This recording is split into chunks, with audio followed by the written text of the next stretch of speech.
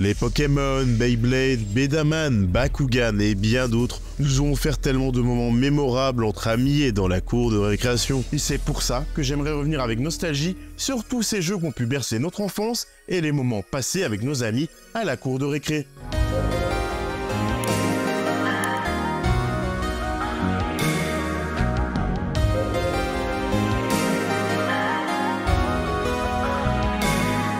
Je pense vraiment que toutes les générations sans exception ont tous eu leur lot de jeux indissociables de la cour de récré. Que ce soit par exemple les billes, les Pogs, les JoJo's ou bien d'autres, il y en a eu tellement et de tellement de types différents qu'il me serait impossible de tous les citer. Et puis si je le faisais vraiment, je pense que le temps de visionnage chuterait à vue d'œil. Bah ouais. Je pense pas que la majorité de mes spectateurs ont entre 50 et 80 ans. Mais s'il ne fallait retenir qu'une seule licence qui a vraiment bouleversé le domaine des jeux pour enfants et la machine marketing globale qui s'y associe, c'est évidemment Pokémon. Et ce, dû à son arrivée massive dans le monde du jeu vidéo, cumulée aux jouets, cartes, peluches, dessins animés et bien d'autres produits dérivés. Le bombardement est intensif, les monstres de poche s'attaquent à l'hexagone. Figurines, montres, porte-clés, cartes Tamagotchi, Pog, déjà une cinquantaine de produits dérivés ont envahi le marché. Au Japon et aux États-Unis, les jouets dérivés ont rapporté plus de 30 milliards de francs. Pokémon a littéralement redéfini les méthodes marketing et surtout ce qui allait plaire aux enfants dans les cours de récré. Qu'est-ce qui connaît les Pokémon là? Et donc bien évidemment ce qui m'intéresse le plus par rapport au sujet que je veux aborder dans cette vidéo, c'est bien évidemment les cartes à jouer autour de ces petites créatures que les enfants s'arrachaient, que ce soit pour échanger certes, mais aussi pour jouer. Et soyons clairs, on jouait pas du tout avec les règles prévues à la base. Car bien évidemment, on est tous d'accord pour dire que l'on ne connaissait pas grand monde qui voulait vraiment se plier aux règles du jeu. Soit on faisait par exemple une version très simplifiée des règles en se basant sur les types et les points de vie des Pokémon, sans plus du coup, soit on faisait vraiment table rase de tout ça et on inventait nos propres règles. Que ce soit le fait de lancer les cartes le plus loin possible, ou encore cette règle un peu bizarre qui en tout cas était dans notre cours de récré, qui était en fait une sorte de jeu de pile ou face. Par exemple, moi je choisissais pile, l'adversaire prenait face, on tapait les cartes l'une contre l'autre, et si les deux cartes tombaient sur pile, j'avais gagné les cartes. Oui, c'est un peu débile, il est vrai. Et évidemment, les règles changeaient toujours en fonction des cours de récré, et des enfants qui y jouaient. On l'oublie souvent, mais oui, de bons jeux de cours de récré, à la base, ce sont des jeux qui sont en quelque sorte vivants, qui ont réussi au même titre que bon nombre de licences de jouets à conquérir l'imagination des enfants via d'autres médias comme les dessins animés, qui ensuite leur donneront l'envie de commencer à jouer avec leurs amis à chacun de ces jeux, et ce comme bon leur semble. Et l'un des tout premiers héritiers de cette méthode purement Pokémon de son approche, en arrivant immédiatement sur du multimédia pour inonder le marché, c'est bien évidemment Beyblade. Rien qu'avec cette musique, la volonté de tout dévaster était très claire, pas de doute. Oh Beyblade, oh Beyblade. Mais ne nous précipitons pas trop. Tout d'abord, Beyblade, c'est quoi? En quoi ça consiste? Et surtout, d'où est-ce que cela démarre? Eh bien, pour ce qui est de Beyblade, il faut d'ores et déjà le savoir, c'est extrêmement peu connu d'ailleurs, mais cela s'inspire à la base d'un jeu traditionnel japonais, plutôt ancien, appelé le Beigoma. Pour faire au plus simple, le Beigoma, c'est littéralement la version préhistorique des Beyblade. Pour être un peu plus clair sur son fonctionnement, cela demandait vraiment juste une ficelle que l'on entourait d'une certaine façon autour d'une toupie, ressemblant d'ailleurs visuellement à une sorte de talisman, et avec le bon geste, la bonne force, on pouvait effectuer un tournoiement rotatif puissant. Le tout combiné pour que cela fonctionne au mieux à un terrain avec un creux en son centre qui remontait sur les bords. Vous l'aurez compris, c'est ce jeu, cette base qui vont inspirer et permettre de créer les toupies Beyblade. Car cette version plus moderne et plus actuelle qui sortira d'ailleurs en 1999 au Japon et qui sera lancée par Takara Tomy, une très grande entreprise et un grand leader du monde du jouet au Japon, Beyblade Spin Gear それは無限の可能性を秘めたニューシステム逆回転もできるこれが最新最強だベイブレードドライガースラッシュ Takara Tomy donc qui en sortant les Beyblades sur le sol nippon rencontre un immense succès auprès de tous les écoliers du pays qui s'arrachent tous ces magnifiques toupies bien colorées, brandées avec des magnifiques stickers et surtout extrêmement rapides. C'est en assistant à ce succès immense qu'ils voudront très vite distribuer leurs produits à l'international, et ce en partenariat avec Hasbro, cette fois-ci leader aux États-Unis et dans le reste du monde. Beyblade, let it rip! Electronic launcher, tops and base station, each sold separately, batteries not included, assembly required. Sortant donc cette fois-ci dans plusieurs pays du monde dont les États-Unis et l'Europe, dans le courant de l'année 2000 et ce jusqu'en 2004 dans leur première monture. Alors sors tes nouvelles toupies Mister Dragoon, Galéon, Cyborg et toutes les autres. Si tu veux gagner, y'a qu'avec les nouvelles que tu pourras y arriver. Et ouais, dépense un max de thunes si tu veux gagner, sinon t'es une merde. T'es pauvre. Tes parents devraient avoir honte. Beyblade, donne-nous ta thune.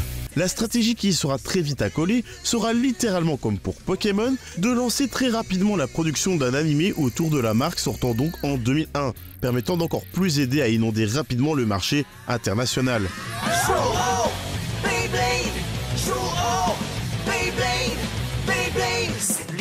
C'est le moment où nous, petits, on kiffait notre vie, où on voulait regarder des dessins animés et reproduire ce qui se passait dans le dessin animé. Sauf qu'à mon avis, les personnes de l'époque qui étaient plus mûres et adultes devaient vraiment se poser la question de pourquoi les enfants kiffaient tant regarder un dessin animé qui parle de toupies. Pour faire au plus bref, la première version de l'anime autour de la licence nous racontait l'histoire de Tyson Granger et de sa bande d'amis qui participaient à des tournois de toupies Beyblade. Jusqu'ici, il n'y a encore rien de choquant, vu de quoi on part à la base. Sauf que là où les scénaristes ont sévèrement commencé à capoter, c'est quand ils ont réalisé que ce qui plaisait le plus aux enfants dans Pokémon, c'est les petites créatures bien vivantes qui peuplent ce monde, qui sont vraiment adorables, qu'on a envie de posséder, de collectionner, qui ont des pouvoirs genre beaucoup trop impressionnants. Et en plus, aussi le concept de dresseur, de pouvoir les élever. C'est ça qui fascinait le plus dans Pokémon. Oui, mais là, problème, on parle d'une toupie, majoritairement faite de plastique, sans lore, sans univers, quoi que ce soit, pas de forme humanoïde, animale ou ce que tu veux, une toupie. On fait comment? Eh bien, on va dire que chaque toupie contient une Beyblade Beat Beast. Ça répète 4 fois la sonorité B, donc c'est plutôt cool. Et en plus, ça ajoute une créature stylée à la Pokémon. C'est validé. Et surtout, une Beyblade Beat Beast, c'est un esprit puissant qui aide les détenteurs de toupies à gagner le combat grâce à leur grande force et leur résonance entre eux et leurs Bladers, ouais. Charles, tu es au courant que tu viens de dire que les toupies enferment des esprits, qu'elles ont donc presque une conscience, mais uniquement quand elles sont dans un stadium plein craqué? Ouais, mais elles sont unies avec leurs Bladers. Mais putain quoi! Et c'est quoi ce nom? C'est quoi un Bladers? Eh ben, c'est les joueurs de Beyblade. Ok. Disons que ça se tient. Vous êtes viré. Oh shit. Mais quoi qu'il en soit, et qu'on en dise, quand on était petit et qu'on voyait ce dessin animé, on n'avait qu'une envie, jouer avec ces maudites toupies. Donc là, je suis avec Maël, mon meilleur pote depuis l'enfance. Je sais pas si t'as des souvenirs avec les Beyblade, toi. Bien sûr, on a joué ensemble dans la cour. Voilà, oui, parce que du coup, quand on était petit, on a découvert tous ces jeux ensemble. Donc là, j'ai essayé de récupérer des Beyblade façon comme quand on était petit. Donc celle avec les petits stickers. En fait, de celle-là, justement, j'en avais une comme ça. Je crois que ça vient d'un perso de l'anime, si je me trompe pas. Je pense, ouais. En fait, dans l'anime, ils étaient tous représentés. Ils sont pas bêtes quand même. Pour vouloir qu'on achète leur toupie en plastoc. Voilà, toupie de ton personnage préféré. D'ailleurs, à l'époque, je sais pas si tu te souviens, on jouait pas du tout genre dans le terrain comme ça. Ouais, non, on n'avait pas forcément le terrain. Hein. Les parents voulaient pas forcément acheter, donc. Je voulais, tu sais, avoir les toupies qui tournaient et on attendait la quai qui allait s'arrêter en cours de route là. Toi, t'avais beaucoup de Beyblade ou c'était vraiment. Non, je me rappelle que ma mère m'avait acheté une valise où il y avait une dizaine de Beyblade, mais c'était des valises du marché. Mais des vrais Beyblade, j'en ai eu, je pense, 3, un truc comme ça, genre 3, 4. Je crois que la majorité n'avait pas des vrais Beyblade. Hein. Oui, bah oui, forcément. Surtout que ça se trouvait partout en contrefaçon. Ouais. C'était la mode. C'est pas compliqué à contrefaire une toupie, on va pas se cacher. Bon, après, les connaisseurs de Beyblade, bien sûr, je me doute, il y a des vachement grosses différences. Vraiment, c'est très stylé. J'ai découvert ça d'ailleurs, moi, en faisant des recherches pour les vidéos, j'ai vraiment découvert qu'il y avait tout un game sur comment optimiser sa toupie, comment la lancer et tout. Je trouve ça ultra catchy. Manière de le mettre en fonction du terrain aussi sur lequel tu es. Donc. Je te propose de faire une petite game. Oui, allons-y. Faisons une game, surtout que t'as le terrain. Ouais, et tout voilà, ça. on va se mettre bien. Autant en profiter. Je sais pas si tu te souviens de ce qu'on faisait quand on lançait une toupie. Bien sûr, comme dans l'animé. Hyper vitesse. Hyper vitesse. Hyper vitesse. You cannot speed running out of time. Going head to head, it's a way of life. You gotta fall down. You need ground to get back up again. Oh, je t'ai explosé. Ouais, avec le vent et tout, il y a la force des éléments. Attention. Vas-y, Human Suplex. Allez, vas-y, utilise ta puissance. Vas-y, éjecte-les. Pour la suite, je suppose que vous pensiez que je n'allais plus du tout aborder la licence Pokémon, étant donné que le plus populaire pour Pokémon, c'est bien évidemment les cartes à jouer. Sauf que je pense que vous avez un peu trop vite oublié certaines choses. Évidemment, en tant que l'une des licences numéro 1 dans le monde et par extension donc du marché lucratif des jouets et des collectibles, Pokémon a évidemment multiplié les partenariats avec diverses entreprises pour offrir une variété de produits qui attisent toujours plus l'envie des enfants. L'une de ces collections, qui rappelle sans doute des souvenirs à certains, est celle des WAPS, produits par Panini en 2003. Hey look, the latest collectible craze of WAPs. You can build different towers, aim, throw and win. Pokémon Advanced WAPS Collection. Les WAPS font vraiment partie, à mes yeux, de ce genre de jeu de duel à collectionner dans la mouvance des Pogs ou des JoJo's dans les années 90. Le principe de base était plutôt simple, lancer des WAPS contre d'autres WAPS empilés pour les faire tomber. Et leur forme permettait aussi par exemple d'entreprendre même des structures vraiment très variées. En tant qu'objet qui se voulait collectionnable, les WAPS étaient évidemment accompagnés d'une farde très pratique pour les stocker, allant même jusqu'à afficher dans quel rangement devait être mis chacun des WAPS, ce qui évidemment encourageait encore plus les enfants à vouloir la remplir au maximum. Je suis vraiment très heureux de pouvoir vous le montrer comme ça, de savoir qu'il est là. C'est extrêmement gratifiant, je peux à présent briller en société. Non, même pas en rêve. Les WAPS, je sais pas si tu t'en souviens vraiment, on passait des Bien temps sûr, de ça, fou, moi, ça j'en avais beaucoup. Il y avait eu des WAPS Yu-Gi-Oh! Il y a eu sur d'autres licences, je crois. Est-ce que c'était fait par Panini? Panini qui, vous connaissez certainement. Ouais, avec pour, les petits autocollants. Ouais, voilà, qui sont toujours en cours. Moi, je croyais que c'était foutu, c'est finito. Et Ça existe encore? Ça existe encore, surtout pour le foot en vrai. Harry Potter, tout ça. Pour ceux qui, je sais pas si vous avez connu ça. Enfin, en fait, quand on était petit, j'ai l'impression que ça a duré une éternité, alors que ça se trouve, ça a duré 2 mois. Je sais pas, ça fait combien de temps que t'en as pas eu dans les mains, mais vraiment. Ah bah, moi, ça fait depuis l'époque, hein. Je sais même plus comment on y jouait à ces trucs, parce qu'il y avait plein de façons d'y jouer. Moi, je me rappelle que nous, on les empilait comme ça. Et alors après, on tapait dessus pour essayer de les retourner, tu vois. Et ben, comme d'hab, de toute façon, comme avec tous ces jeux-là, on les pariait. Et on les perdait comme des merdes, et du coup les parents devaient nous en racheter et tout. Et ce qui est ouf, c'est que je me suis rendu compte qu'il n'y en avait pas tant que ça, j'ai l'impression qu'il y avait une infinité, mais en fait il y a que l'équivalent. Bon, celle-là elle est vide, mais il y a une équivalent de ces 2 boîtes. Ah, il n'y a pas plus que ça. Non, ça s'arrêtait à ça. J'ai cru que ça a vraiment qu'il y a eu plusieurs éditions, mais en fait non, ça s'arrêtait à la 3G, donc 3ème génération de Pokémon. Et après ils ont plus jamais refait.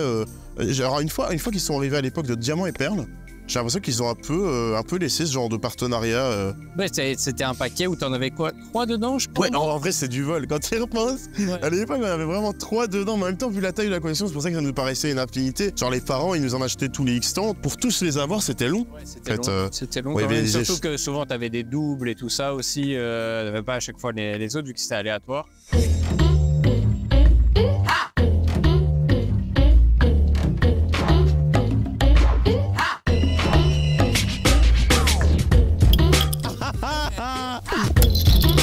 Hop là! Il a gagné beaucoup, hein. Ah, on a gagné. C'en est un.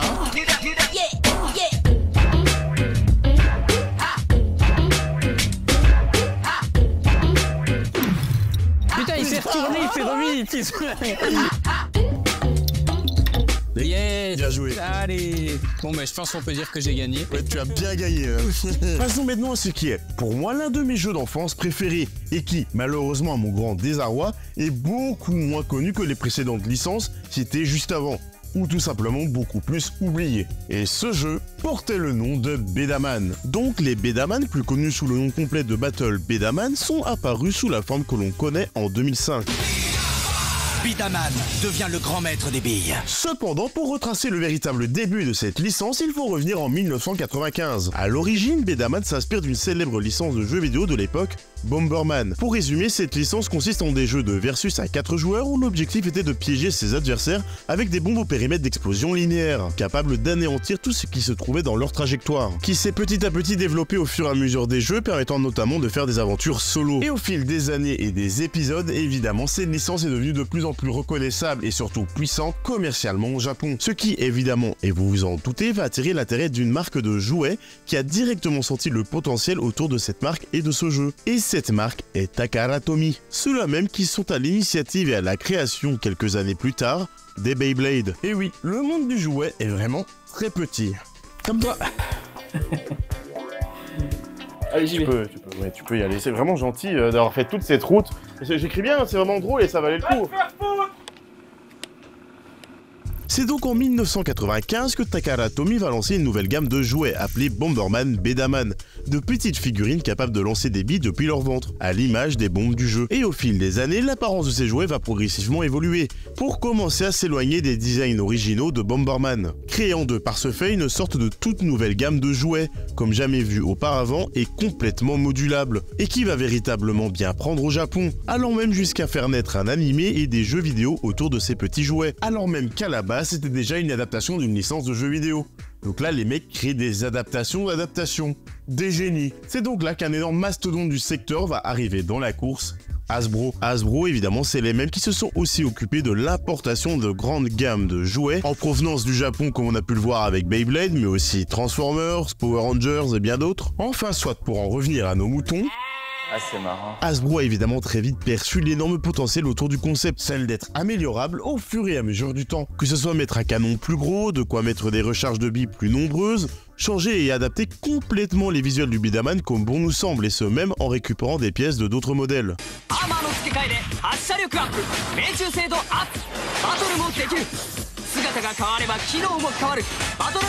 Clairement, il y avait un véritable coup à jouer, le genre de caractéristiques faisant rêver n'importe quelle marque saine d'esprit, conduisant inévitablement à de multiples achats au fur et à mesure du temps, pour les parents dépassés par leurs enfants se sentant inférieurs à leurs camarades avec leur simple set de base. Et c'est donc dans ces circonstances que Hasbro va pouvoir signer un deal avec Takara Tomy pour exporter la licence aux États-Unis et puis à l'international, sous le nom plus abrégé et clair de Bedaman, niant cette fois-ci toute référence à l'univers de Bomberman et revisitant les visuels et l'univers global autour de la marque. Un terrain de jeu d'1,30 m de long, c'est le plateau de tournoi Bedaman.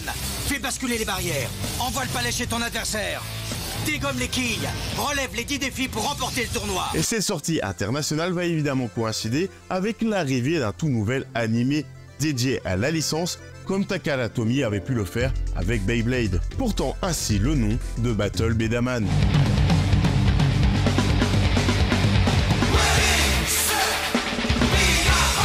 Pour ce qui est de l'histoire, en toute honnêteté, on part vraiment sur le même postulat de base que Beyblade. Mais il y a des subtilités. Battle Bedaman nous faisait suivre les aventures de Yamato, un jeune garçon orphelin qui a été élevé par des chats jusqu'à l'âge de 5 ans. Parce que pourquoi pas? Mowgli c'était des loups et lui c'était des chats. C'est goal! C'est goal! À part ça, sinon, c'est pas très original, hein. C'est le ressort scénaristique vu et revu. Il reçoit le légendaire Bedaman Cobalt bleu qui lui vient en aide à un moment opportun où tout semblait perdu. Il va devoir, de par ce fait, car il a été l'élu, apprendre petit à petit à s'en servir au fur et à mesure des combats contre des adversaires de plus en plus forts, pour enfin devenir le meilleur joueur de Bedaman. Par contre, c'est pas des billes ça, c'est des balles de fusil. Je pensais regarder Battle Bedaman, pas le nouveau John Wick. J'en rigole, mais c'est un vrai délire, comme dans Bedaman, c'est tout l'inverse de Beyblade. Beyblade, bon, on va dire c'est les mêmes règles, avec genre des esprits pour rendre ça plus dynamique. Là, les mecs se tirent dessus, ils sont propulsés dans les airs, il y a des vagues d'énergie, ils font des acrobaties et des techniques de ninja. Ils manquent de se faire empaler par des pics. Et vous pensez qu'on ne pourrait pas faire plus? Bon, ils pourraient aussi être mangés par un crocodile, par des piranhas. Pour moi, c'est vraiment l'animé archétype du cliché que se font les gens dans leur tête des animés japonais. On peut pas faire plus overkill. Et d'ailleurs, pour bien confirmer et continuer cette direction, il y a évidemment un groupe de méchants du nom de Shadow Alliance. Oui, Dark, ça aurait même été encore mieux. Un peu d'évanescence ou de Tokyo Hotel et là, mouah. Shadow Alliance qui se trouve être derrière chaque méfait du Beda World. Ouais, bon, ils avaient clairement la flemme pour le nom, hein, parce que là, c'est comme si dans Pokémon, il y avait une région qui s'appelait le Poké World. Ça n'empêche évidemment pas que quand j'étais gamin, j'adorais ce dessin animé, hein, comme plein d'autres enfants de ma génération, je pense. Mais bon, objectivement, le dessin animé n'est pas incroyable. Il se laissait regarder, mais c'est pas un chef-d'œuvre. Et puis surtout, malheureusement, à l'heure d'aujourd'hui, c'est introuvable en français et même en sous-titré. Introuvable. Si je te montre ça, les Bedaman. Ah là. Donc je sais pas si tu t'en souviens. Bien sûr, ça c'était les jouets que je préférais, les Bedaman. C'est des beaux objets hein, quand même. Ouais, tu vois que ceux-là, ils sont déjà... Il y a déjà plus de travail sur... Le jouet, quoi. Ouais, en lui-même. Je me sais pas si tu te souviens, quand on jouait, on n'avait pas de terrain. Les gens, ils faisaient un cercle autour de nous, ils mettaient leurs jambes pour empêcher que les billes partent. Ouais, parce que sinon, après, il y en avait partout. Et on pariait, du coup, je sais pas si tu te souviens. Ouais, moi, souvent, ce que je faisais, c'est que je pariais des morceaux des Bedaman. Genre, voilà, il y avait un gars, il avait un Bedaman avec un bras trop stylé. Bah, on jouait, et si je gagnais, je pouvais avoir son épaulette ou son bras. Ouais, et comme ça, je customisais mon Bedaman avec les morceaux Bedaman des autres que j'aimais bien. les Bedaman, quand tu les achetais, en fait, ils étaient pas directement faits. C'est ça qui était chouette, il y avait un jeu à la base. Pour ceux qui connaissent les Gundam, ils sont tous attachés, tu sais, dans... Ouais, c'est ça. Et voilà, et tu devais prendre les pièces et tu devais tout assembler. Et du coup, t'étais fier quand il était bien monté, il était beau et tout. Il y avait vraiment des trucs de fou, t'avais un énorme chargeur de billes, mais vraiment rempli à ras-bord. C'est littéralement le paquet de billes que tu foutais dessus. Mais on voit qu'il y a d'autres types de chargeurs, hein. Ici, voilà, en colonne. Mais tu pouvais vraiment les custom comme tu voulais, ouais, hop, décrocher. Tu remets, parce que par défaut, tu pouvais mettre que 2 billes. Ouais, normalement, c'est ça. T'as juste un trou et t'as 2 billes par 2 billes. Et puis surtout, ce qui était marrant, c'est qu'on récupérait tout le temps les billes de nos parents ou quoi. Tu sais, c'était comme ça fonctionnait avec n'importe quelle bille. T'étais pas obligé d'avoir les billes Bedaman. Bon, en fait, tu pouvais récupérer n'importe quelle sorte de billes. Même il y avait des collections à l'époque, je sais pas si tu te souviens, des collections de billes avec des visages de personnages de dessins animés et tout. Et du coup, t'avais tellement de possibilités. Les gens, ils arrivaient, ils avaient vraiment un Bedaman de A à Z qui n'était pas le même qu'un autre. Prêt? Let's go. C'est parti. Tu m'as déjà battu en fait. Yeah!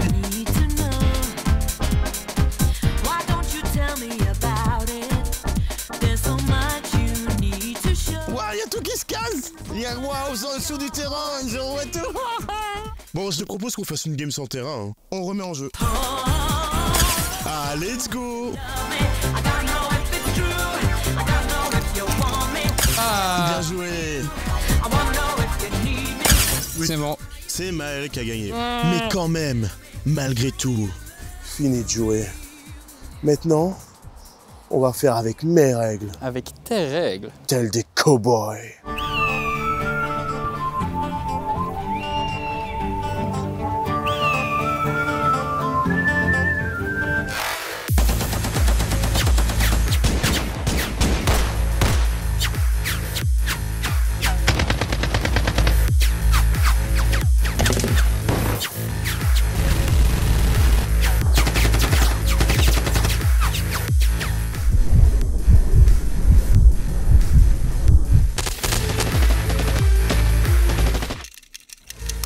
Merde, faut que je recharge. Plus de munitions.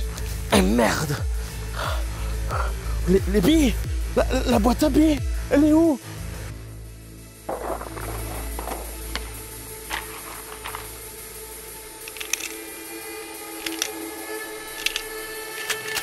Béda force dans ta gueule!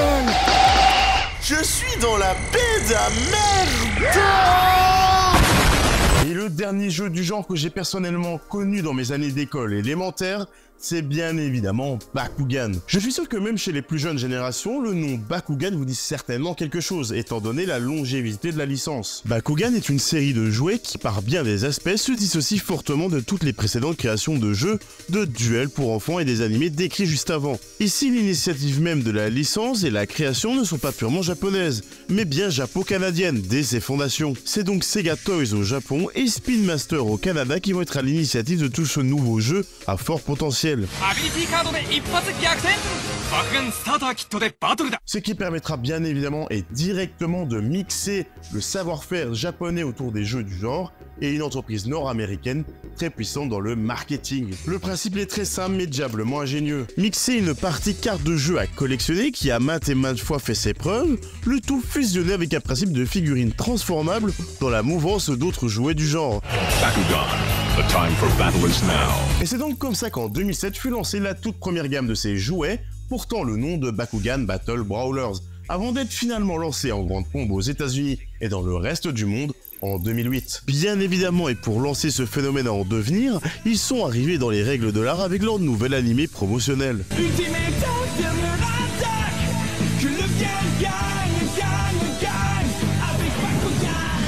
Cependant, première originalité que j'ai appris pour cette vidéo, c'est que assez paradoxalement, cet animé qui est pourtant à la base japonais, n'a pas du tout fonctionné au Japon, mais doit surtout son succès à l'international, et plus particulièrement aux États-Unis. Alors même que je trouve que par exemple par rapport à Beyblade, cela a le mérite d'avoir un synopsis de base qui est un peu plus original et apporte deux facettes à l'intrigue. Une purement mercantile comme d'habitude, où l'on voit les personnages jouer au jeu qu'ils veulent nous mettre en avant, mais aussi cumuler une autre partie un peu plus inattendue. Je résume très simplement. L'histoire des génériques nous explique qu'un jour des cartes ont commencé à tomber du ciel accompagnées de petits monstres mécaniques se dépliant au contact des cartes, ce qui par la suite permet à une créature créatures gigantesques dotées d'une grande énergie et de pouvoir d'apparaître au milieu du terrain de jeu. Quasiment des sortes de Pokémon. Et avec tout cela, les enfants du monde entier ont créé un jeu autour de ces cartes et de ces monstres, un véritable monde de parents irresponsables. Mais que fait l'armée et le gouvernement? Mais retournement de situation, il s'est avéré que tous ces monstres et cartes correspondaient à des portails vers un autre monde, Vestroia, une vaste dimension comprenant 6 mondes d'attributs,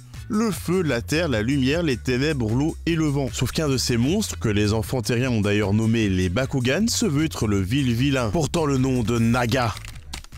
J'ai dit Naga. Et qui, grande surprise, avait comme mission de pénétrer dans le noyau du silence et celui de l'infini, qui ont toujours été deux forces bien opposées qui ont permis de maintenir un équilibre dans Vestroia. Sauf que Naga, en essayant de s'emparer de leur pouvoir, a comme objectif de devenir maître du monde de Vestroia. Bon, ça fait beaucoup d'explications et de mots compliqués pour juste dire c'est un méchant. Surtout que c'est un méchant nul, ou du moins très maladroit, car c'est parce qu'il s'est foiré dans la manip que leur monde est rentré en collision avec le nôtre. Le tout en réussissant quand même à s'emprisonner lui-même dans le noyau du silence. Pas doué le gars.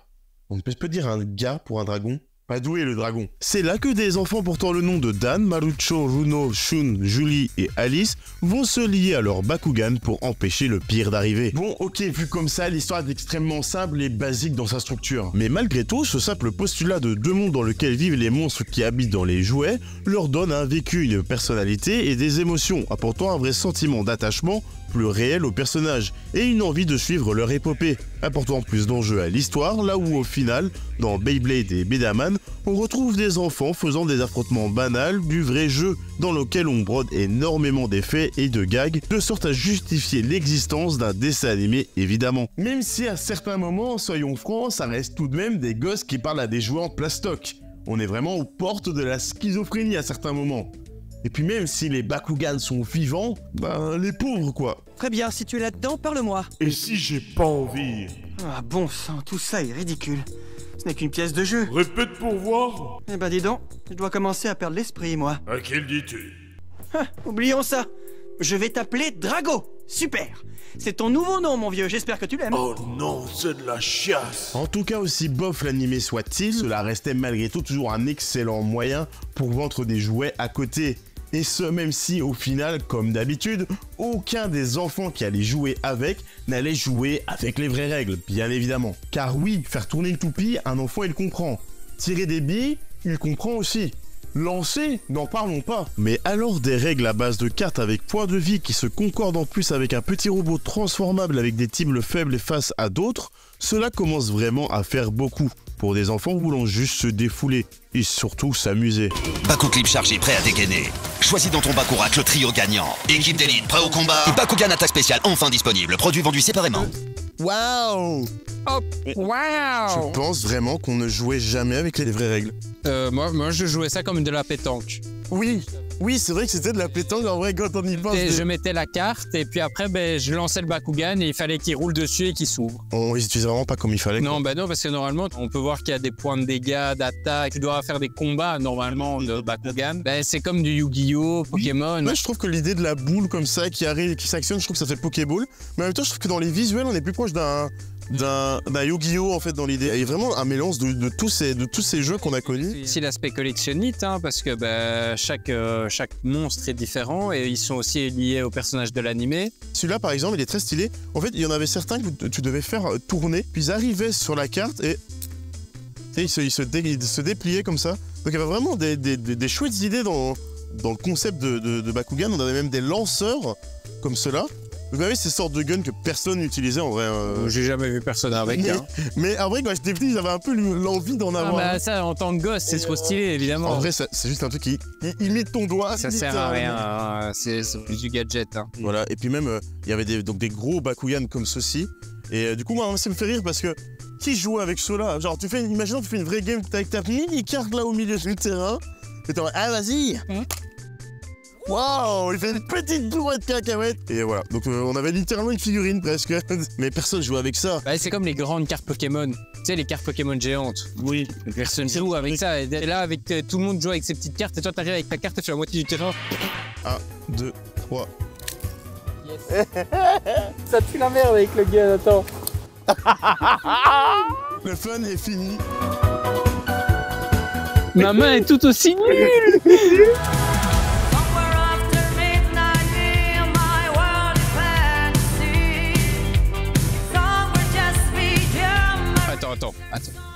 Mais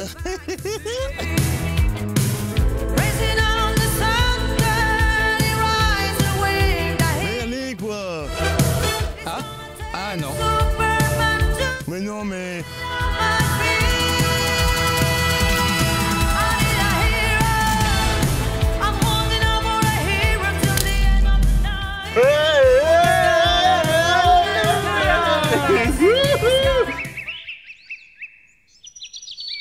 On arrête, hein. Ouais. Il est bon de revenir un peu plus au sérieux et de se rendre compte que oui, malheureusement, ce genre de jeu de jouets vient vraiment d'une époque lointaine et révolue. En tout cas, c'est ce que je m'étais persuadé au moment d'écrire cette vidéo. Mais je me suis dit du coup qu'au lieu de spéculer, autant aller directement voir dans un magasin de jouets. Et quelle ne fut ma surprise de découvrir que oui, certains d'entre eux avaient survécu au passage du temps, tels que Beyblade et Bakugan. En me renseignant un minimum, étant donné qu'évidemment c'est des jeux auxquels je ne joue plus depuis un certain moment déjà, eh ben, j'ai découvert quelques petites choses intéressantes. Tout d'abord, Beyblade. Beyblade qui est ni plus ni moins que celui qui a quand même lancé cette vague de jouets multimédia inspirés de la méthode Pokémon immédiatement, et qui a donc connu un relancement de la licence en 2008 avec Beyblade Metal Fusion, et ce jusqu'en 2012, toujours accompagné d'un animé changeant de protagoniste principal et s'adaptant à la nouvelle gamme. D'ailleurs, ces nouvelles gammes ont étonnamment apporté un plus en termes de qualité aux toupies, ajoutant du coup du métal, les rendant de ce fait, je trouve, bien plus solides et cool à jouer avec que les anciennes. Bien loin de nous toupies en plastique. C'est de la qualité. La licence et les jouets ont d'ailleurs encore connu une nouvelle relance avec Beyblade Burst en 2015, et ce jusqu'à aujourd'hui. Y a pas de doute à ce niveau-là, la licence Beyblade se porte toujours extrêmement bien plus que pas mal d'autres licences citées juste avant, en excluant Pokémon bien sûr. Que ce soit auprès des enfants ou des anciens joueurs qui y jouent pour leur attrait stratégique et compétitif, grandement amélioré à partir du moment où les toupies ont pu commencer à être facilement modifiables, permettant donc notamment d'interchanger des pièces entre les toupies. En dehors de cela, le style et modèle à la Beyblade reste vraiment omniprésent en magasin, car évidemment à côté de ceux qui sont faits par Takara et Hasbro, bien d'autres marques concurrentes se sont aussi lancées sur le marché. Y a pas à dire, les toupies, c'est indémodable. A contrario, pour les autres, c'est plus compliqué. Par exemple, Bakugan, qui est malgré tout l'une des dernières créations purement dans ce style à être sortie, est certes toujours bien présente dans les magasins et a connu plusieurs relances, dans le style de ce qui a été fait pour Beyblade. Tout d'abord en 2018 où ils ont repensé un petit peu les règles, la façon dont on y jouait pour le complexifier un petit peu, mais aussi la taille de certains Bakugan beaucoup plus petits et d'autres transparents, mais clairement rien à faire à ce moment-là, les Bakugan tournaient clairement en rond, et surtout, les règles devenaient beaucoup trop complexes pour des enfants. Et c'est ainsi qu'ils ont relancé une toute nouvelle tentative en 2023, où ils se sont retrouvés tellement désespérés de ne pas avoir la vigueur marketing des Beyblade qu'ils se sont dit, ben, autant directement fusionner avec le concept de son concurrent. Eh, je ne me moque pas de vous, vraiment, ça existe, regardez. Et cette mécanique et cette idée, elle existe pour quoi faire? Alors là...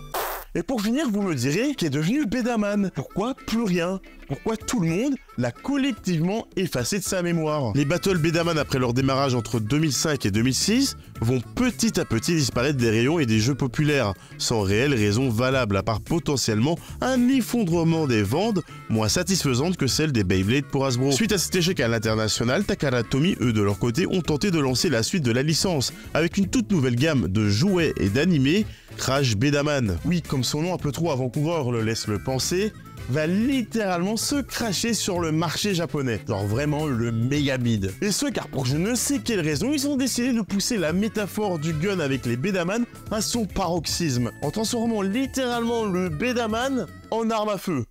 En gun. Ce qui dans l'anime donnait littéralement des gosses qui utilisaient des guns lanceurs de rayons à la Dragon Ball.